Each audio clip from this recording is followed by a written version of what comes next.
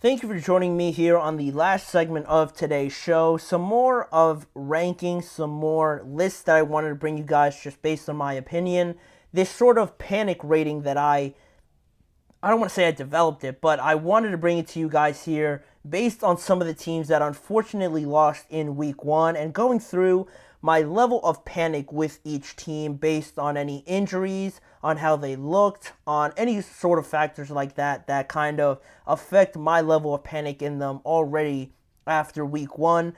We got a couple teams that I'm going to get through here, hopefully, if we have enough time to get through all of them. But with that being said, the first team I have on here, the first team that I have to talk about is the Green Bay Packers. The Green Bay Packers, my panic rating for them is obviously, as you see, a 6 out of 10 because without Jordan Love and the fact that they're going to have to start Malik Willis is the biggest reason that I'm a little bit more concerned than about neutral with this Green Bay Packers team. They dodged the bullet because they dodged the bullet because Jordan Love didn't go on IR. If he went on IR, he was going to miss the next 4 games. So he should be back relatively sooner than I think most people realize. Matt LaFleur and Jordan Love are keeping the options open to even playing this week, but in my opinion, I feel like he might miss definitely this Colts game, but he could potentially miss the second game at Tennessee right after that. He should definitely be back for the Minnesota Vikings game at home,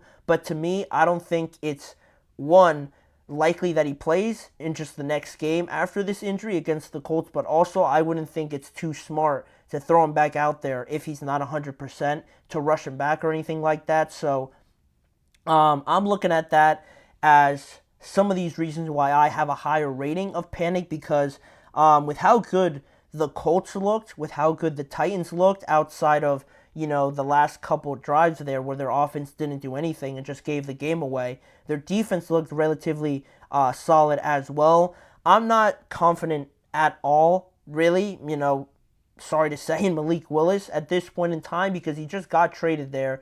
And in Tennessee, he didn't show the greatest tape on film also. So they've already started 0-1. And if Jordan Love misses the next 2 games, they could have a chance at starting 0-3 in that division with the Bears, who are 1-0 right now, and the Lions, who I don't think are going to lose many games at all. It's going to be hard to keep pace with those teams if you start 0-3 or even 0-2. I think 0-2 is manageable, definitely, but 0-3 becomes very hard. So that's why my panic is a little bit higher for the Packers. Then, moving on to our next team, a little bit lower in the Falcons, who we just talked about in an entire segment before.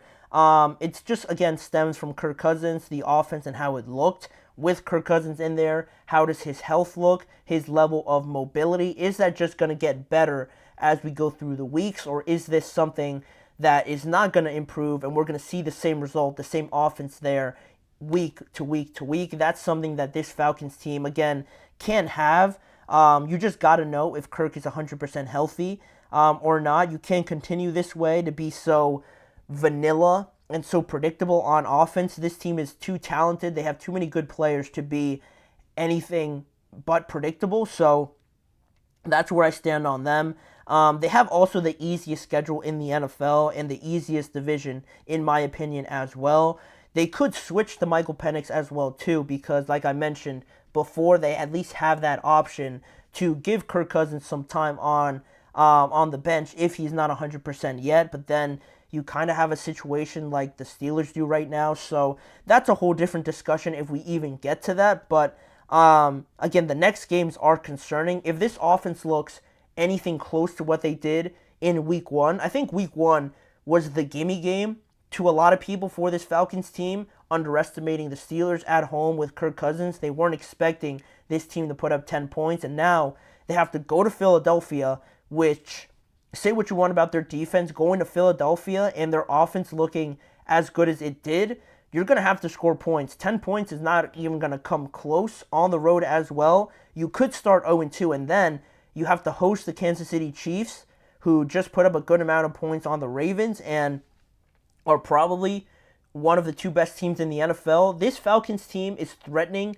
of starting 0-3 if this offense doesn't play closer to the level that we all believe that they can with how many good players they do have. So that's where, similarly to the Packers, that's where they're teetering right now at this point in time. Then, again, very similar, just talking about the Falcons. Now we're moving to the Bengals. Same rating because they are very similar in their circumstances. Burrow, whether or not that wrist is 100%, I feel like it is, but it's still going to be a question going forward. Their offensive identity, are they willing to adapt and evolve to the players that they have, not sort of try to fit a square peg in a round hole, if that makes sense, right? You don't have the Tyler Boyds, you don't have the Joe Mixons of the world anymore to still run the exact same offense because Iosivas, Irwin can't give you that option of providing you that open option each and every time. You're going to have to look to T. Higgins and Jamar Chase a lot more, and that way you almost become predictable in a way by knowing, having opposing defenses know that you're going to go to these two guys, and if the running game with Zach Moss and Chase Brown isn't working, you become one-dimensional, making it even easier for great defenses. So that's my worry with them. It's about 50%, I guess you could say, just because Joe Burrow is one of the best quarterbacks. Jamar Chase and their connection is very well, and also they are in one of the toughest divisions, but they have the easiest schedule out of all four teams, so that should help them kind of gain back some confidence. And the biggest thing, again, is the run game.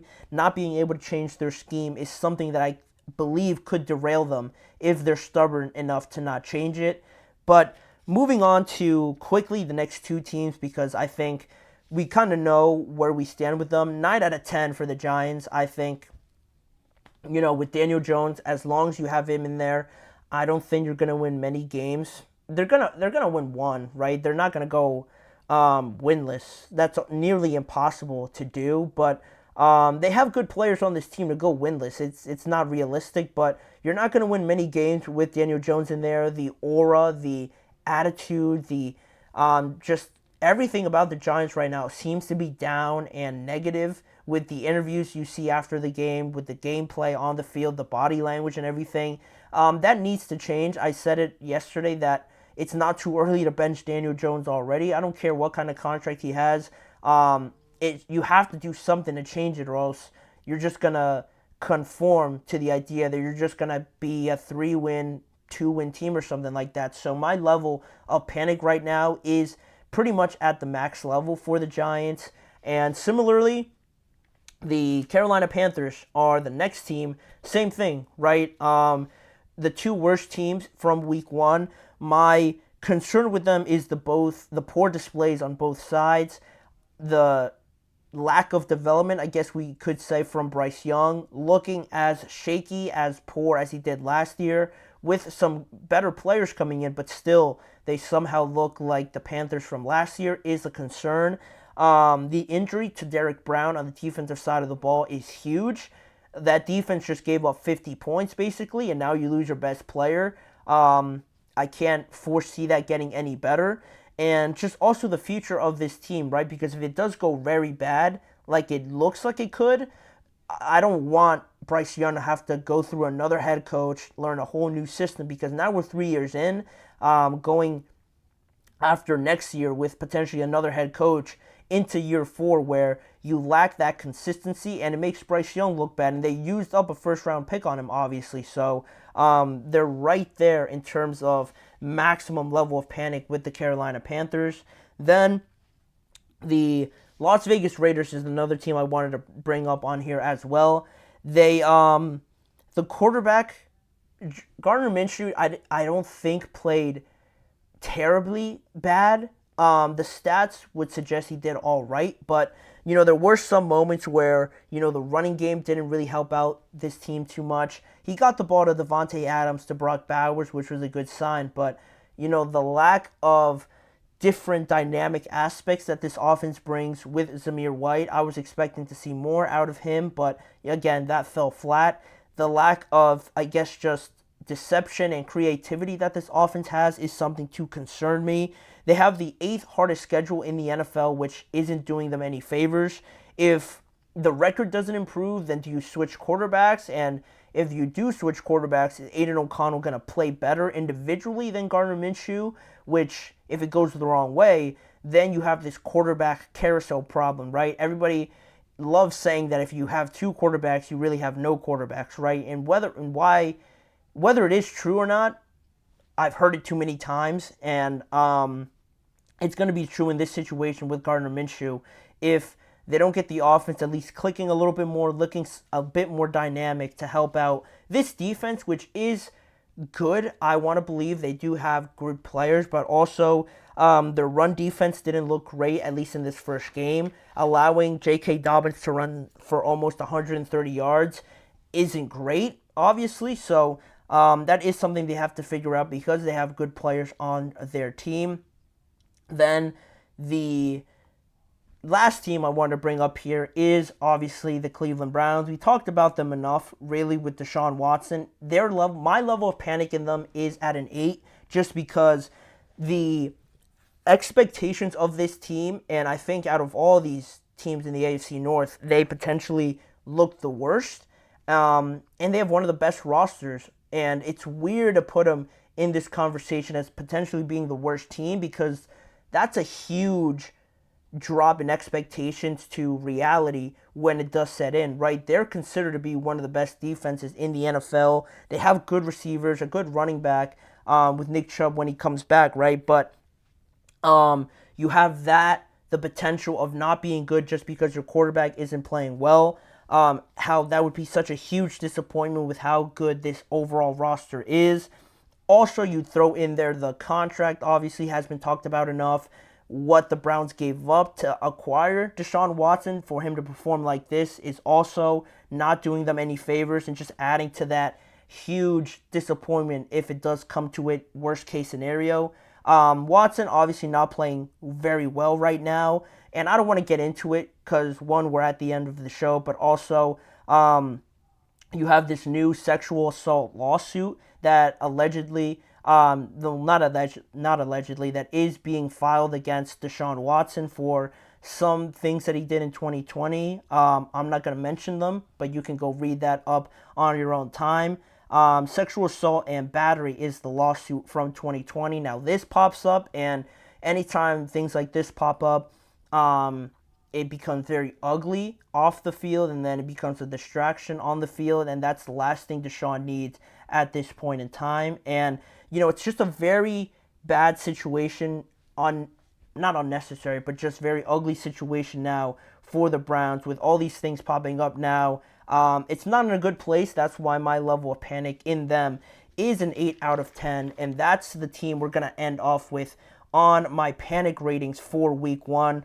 We're only talking about 0-1, which doesn't seem too bad, but the circumstances surrounding these teams and the bad trends that could develop are something that I wanted to dig into a little bit more with these teams. But like I said, that is going to do it for today's episode of the GSMC Chip Shot Football Podcast. Thank you guys for joining me. Please remember to like, follow, and subscribe to the show, as well as following the network on all forms of social media and checking out more content around this show on the GSMC Podcast Network channel and the GSMC Sports Network channel on YouTube for a variety of different ways for news around the NFL with me, Manny Moradiege, as your host. Lastly, also, check out each live episode every weekday at 6:30 p.m. Eastern Time.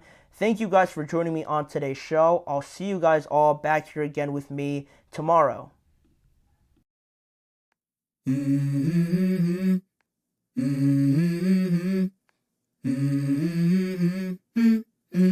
Let's go.